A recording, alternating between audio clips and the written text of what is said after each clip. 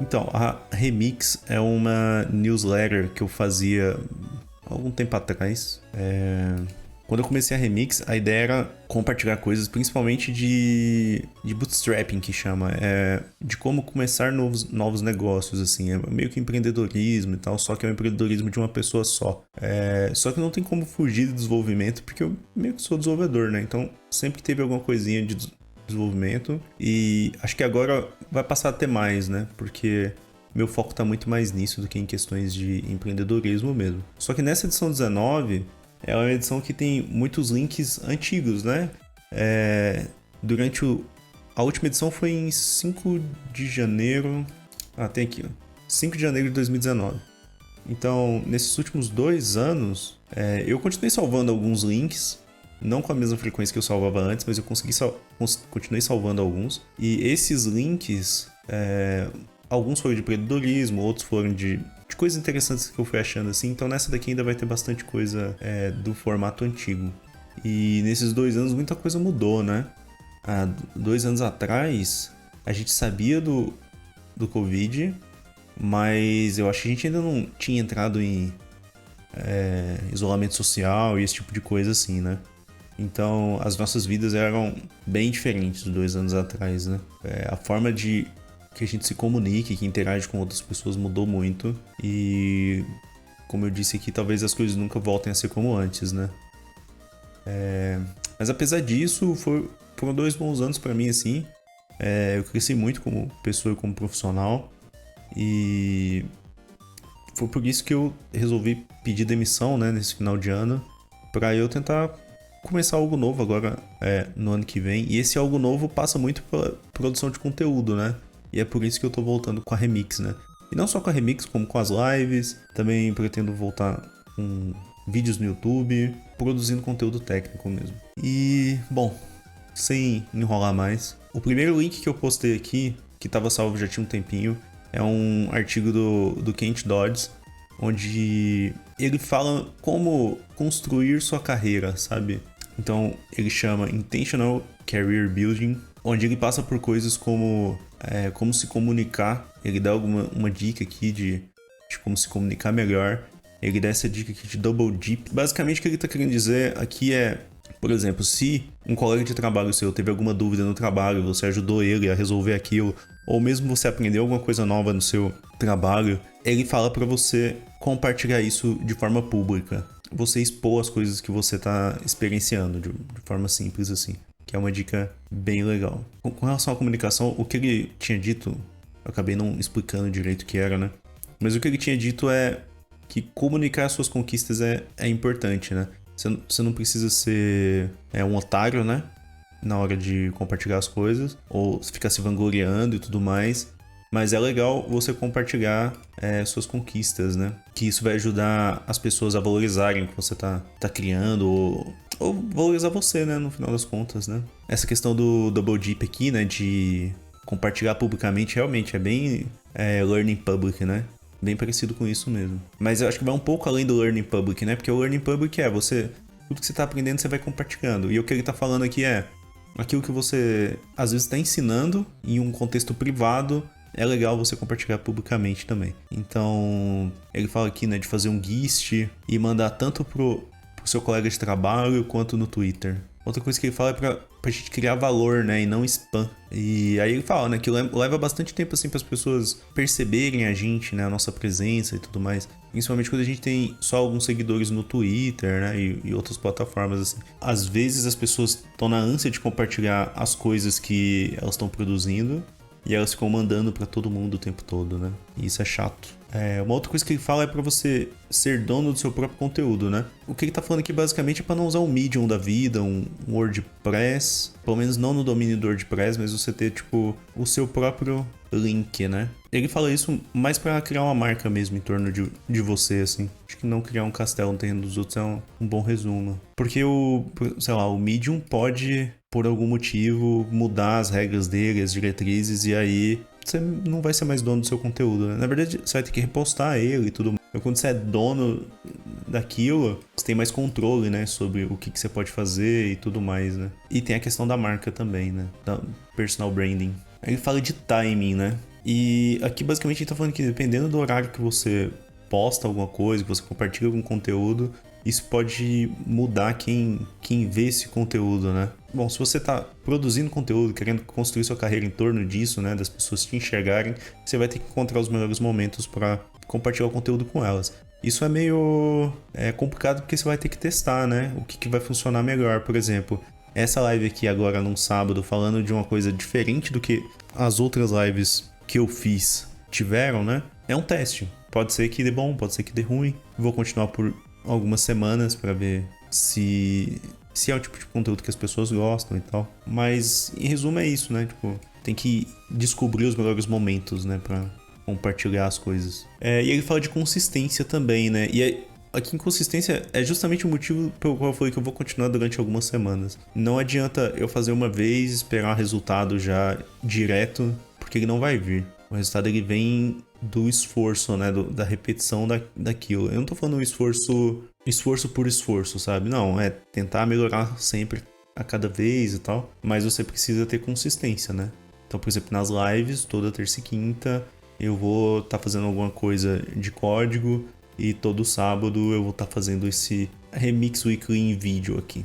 E aqui tem outra coisa que fala da consistência também, é que uma coisa a se considerar, e isso daqui é uma coisa que talvez eu tenha que aprender, e vai ser um pouquinho difícil, porque, como eu comentei antes, o meu público, as pessoas que me acompanham hoje, elas me acompanham por diferentes motivos, mas ele fala para tentar focar na mensagem que você quer que as pessoas te conheçam por, sabe? Então, se eu quero que as pessoas me conheçam por questões de desenvolvimento, eu tenho que usar minhas redes, né? Ou pelo menos, no meu caso, o Twitter, né? Que é onde eu pretendo focar mais. Eu tenho que focar em comunicar coisas relacionadas a desenvolvimento. Talvez deixar as fotos de gatinhos e bebês para outras plataformas, né? Outra dica que ele dá aqui é para resolver problemas reais que você tá tendo, né?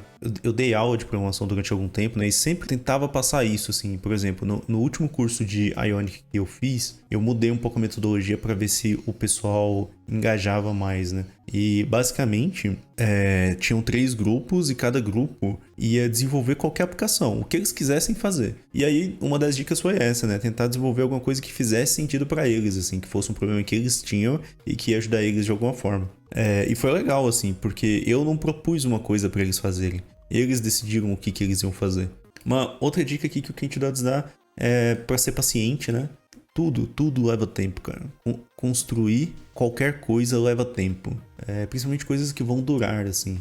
Nada que vai durar, tipo, muitos anos foi feito do dia pra noite, sabe? Pode até que a ideia inicial tenha sido feita do dia pra noite, mas se fosse só aquilo dali, não ia durar. Tem que ter uma evolução. E aqui ele dá tipo uma tarefinha de casa, né, pra escolher uma das coisas pra fazer, pra construir sua carreira de forma intencional, né. Bom, é isso então, o artigo do Kenty. Vamos passar pro próximo aqui, que é sobre você já sabe aprender. Esse daqui eu vou passar bem por cima.